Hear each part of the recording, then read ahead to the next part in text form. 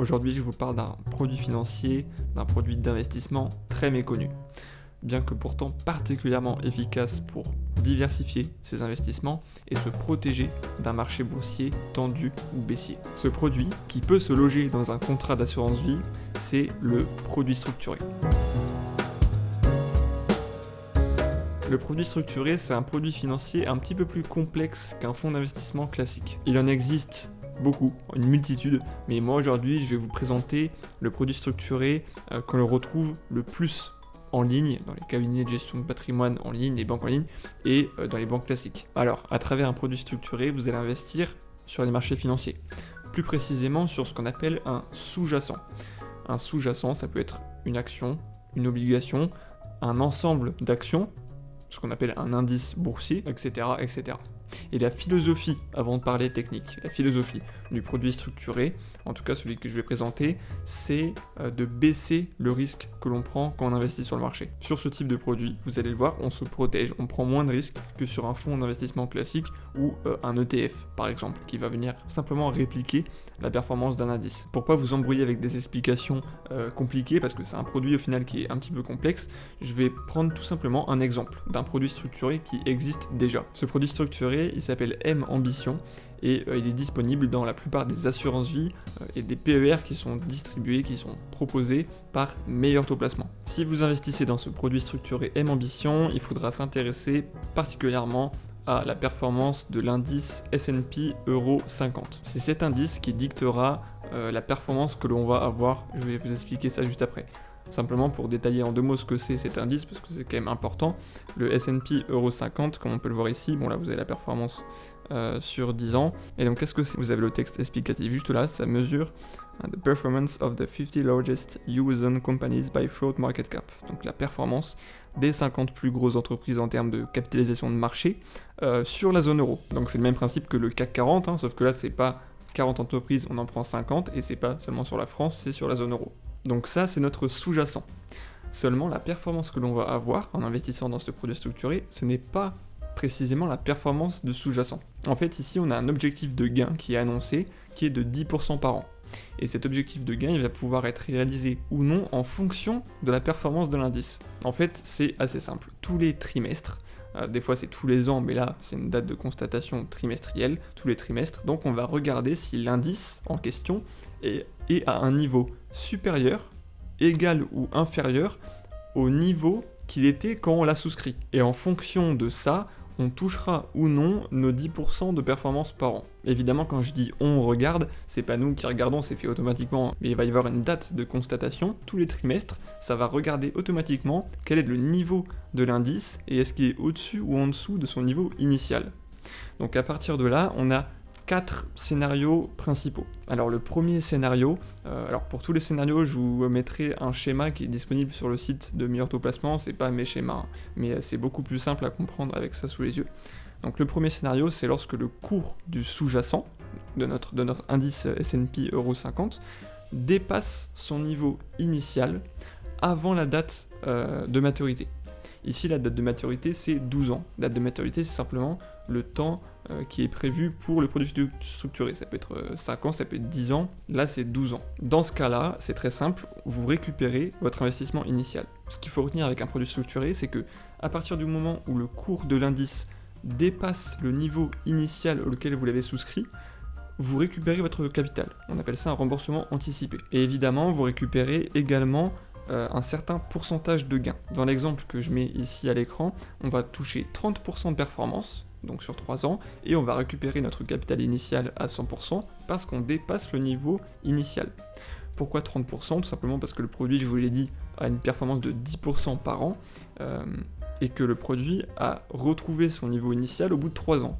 3 ans, 10%, 3 x 10, 30%. Le deuxième scénario, j'ai pas de schéma précis pour celui-là, mais c'est selon moi le meilleur scénario, c'est si le cours du sous-jacent ne dépasse jamais son niveau initial jusqu'aux 12 ans, mais qu'il ne baisse pas plus que la barrière de gain. La barrière de gain, ici c'est 25%, mais ça peut être 15%, 30%, 50%, c'est la barrière jusqu'à laquelle vous touchez vos coupons annuels. Donc là, si on finit au bout des 12 ans par exemple à moins 15%, on est entre 0 et moins 25. Donc on aura touché pendant 12 ans nos coupons, donc 10% par an, et on récupérera notre capital initial.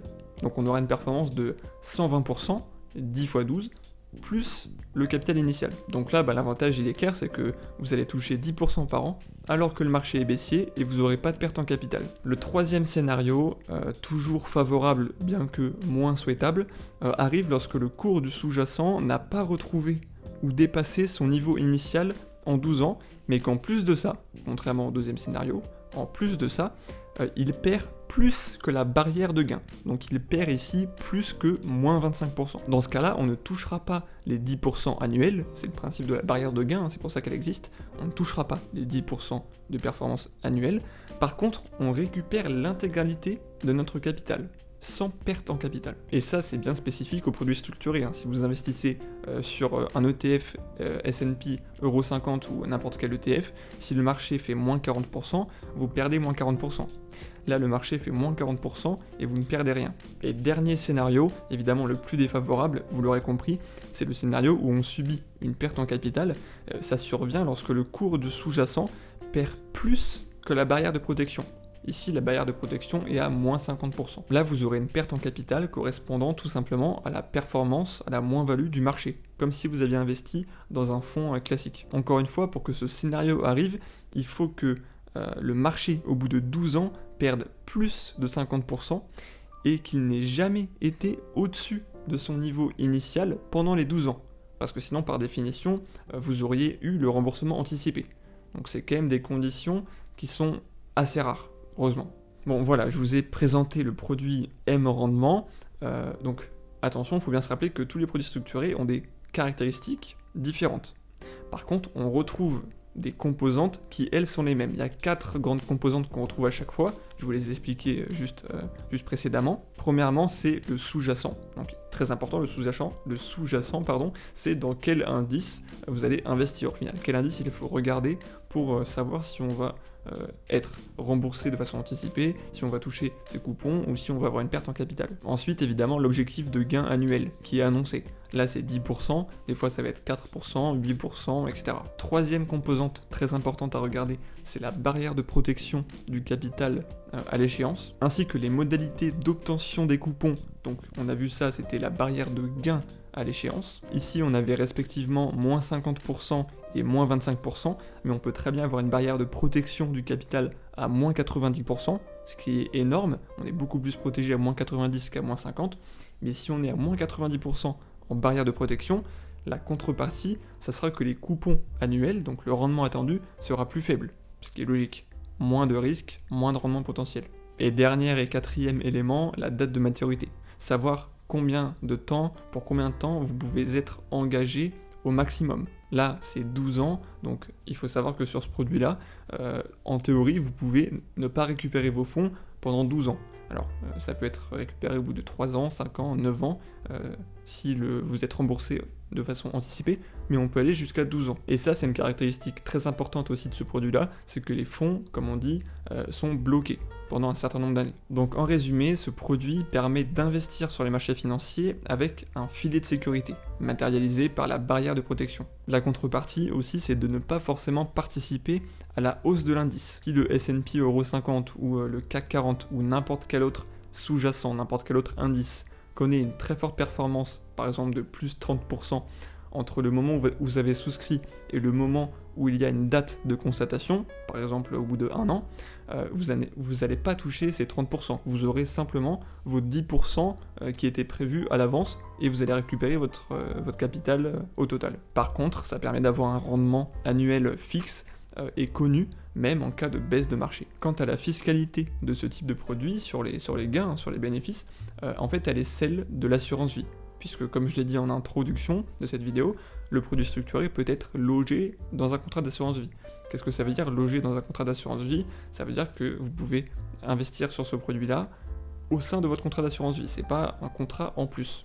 C'est un petit peu comme une unité de compte que vous allez mettre dans votre contrat d'assurance vie. Et pour connaître la fiscalité de l'assurance vie ou du PER, parce qu'on peut aussi mettre ce type d'unité de compte, ce type de produit dans un plan d'épargne retraite, je vous invite à regarder cette vidéo pour l'assurance vie et cette vidéo pour le PER. Voilà, merci beaucoup de m'avoir écouté. J'espère que cette vidéo sur le produit structuré vous aura intéressé. Pour moi, c'est un produit vraiment très intéressant pour se protéger du marché, pour diversifier ses investissements.